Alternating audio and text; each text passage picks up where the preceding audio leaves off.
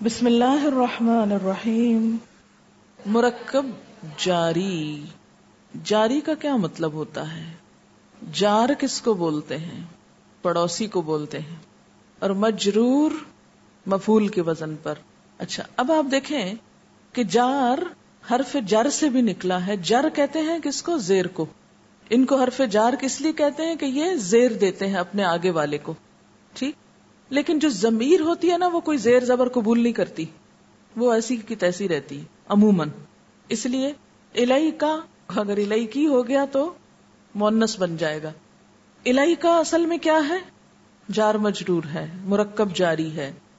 حرف جر کتنے ہیں؟ 10 ہیں، 11 ہیں؟ سبحان اللہ، 17 ہیں۔ کتنے کانفیڈنس سے کہتے ہیں 11۔ یہی تو بات ہے، ابھی تو میں یہی کہہ رہی تھی کہ ہم صرف سنی سنائی باتیں قبول کرتے ہیں، صرف سنی سنائی باتیں قبول کرتے ہیں، یہ نہیں سوچتے کہ دلیل کیا ہے۔ میرے منہ سے سنا 11 تو کہہ دیا 11، 17 ہیں۔ چلے قرآن میں اگر 11 ہیں لیکن اصل میں تو 17 ہی ہے نا، اوریجنلی تو 17 ہیں۔ میرا سوال یہ تو نہیں تھا کہ قرآن میں کتنے، میرا سوال یہ تھا کہ حرف جار کتنے۔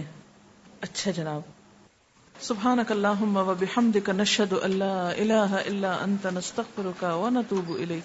والسلام علیکم و رحمۃ اللہ وبرکاتہ۔